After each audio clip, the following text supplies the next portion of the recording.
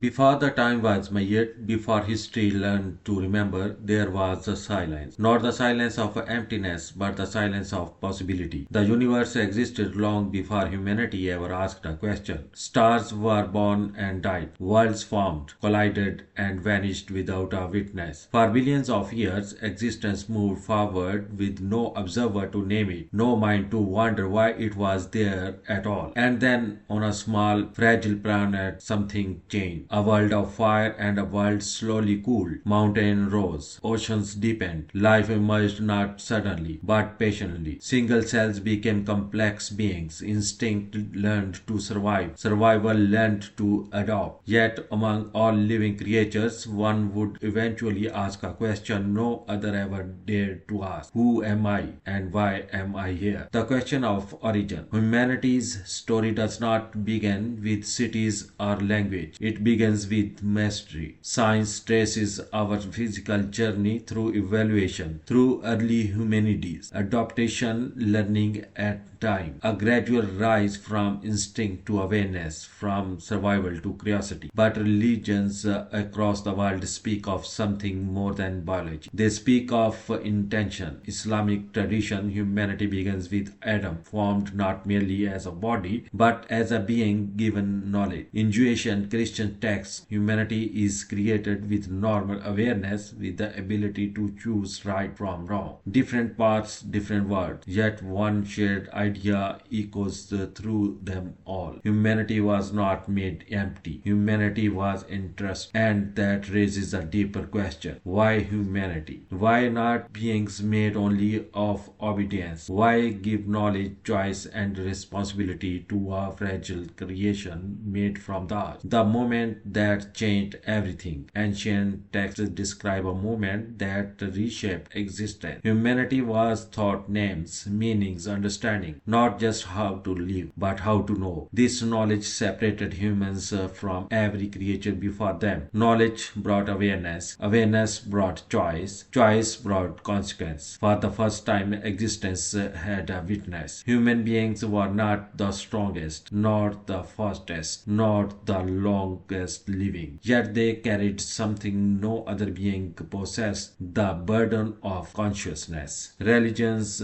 traditions describe that movement as sacred. Humanity stepping into a role unlike any other. A being capable of building and destroying, capable of mercy and cruelty, capable of faith and denial. From the very beginning, humanity stood between two paths, the test of being human. The earliest humans lived close to the earth. They learned fire, shelter, and cooperation. They formed tribes, the communities. Over time, they painted symbols, buried their dead, and looked to the sky for meaning. Civilizations rose along rivers. Writing was born, laws were created. Humanity learned not only how to survive but how to rule. And with progress came pattern. Power grew, egos grew, and humanity began to forget its fragility. Across cultures and religions, messengers appeared calling humanity back to balance. Not as rulers, not as gods, but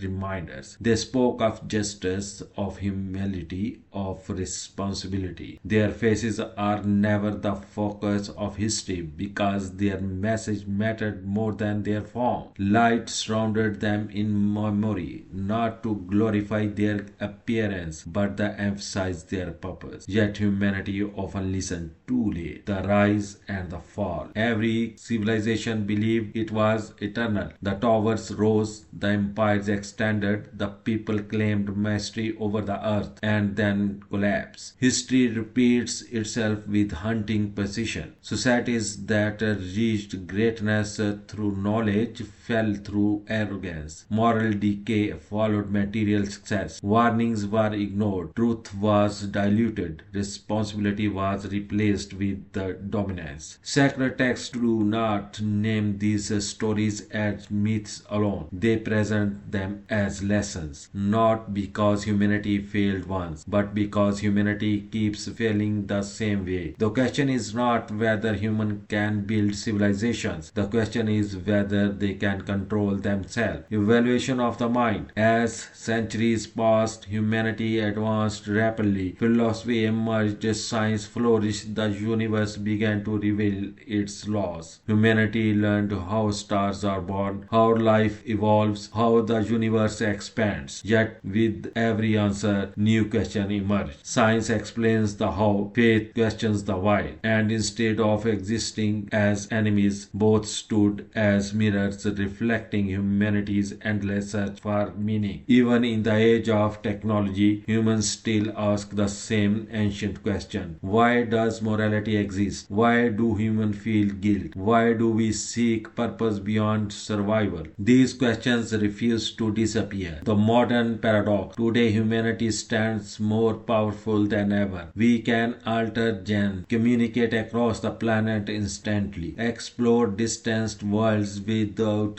leaving our own, and yet loneliness grows, conflict persists, meaning feels fragile. Despite progress, humanity still struggles with the same internal battle between ego and humility, between responsibility and desire. Religious traditions warn of this moment, a time when knowledge would increase but wisdom would lag behind, a time when humanity would have the tools to shape the future but not the discipline to choose wisely. The final question, from the first breath of humanity to the digital age, one truth remains unchanged. Human beings were never meant to exist without responsibility. Whether viewed through science or scripture, humanity stands as a unique experiment capable of reflection, remorse, and redemption. The earth was not merely given to humanity to consume, it was entrusted. History is not just a record of events, it is a mirror, and that mirror now faces us. The story is not over. Humanity often looks backwards, searching for where it came from. But the more important question has always been forward facing. Where is humanity going? Every generation writes a new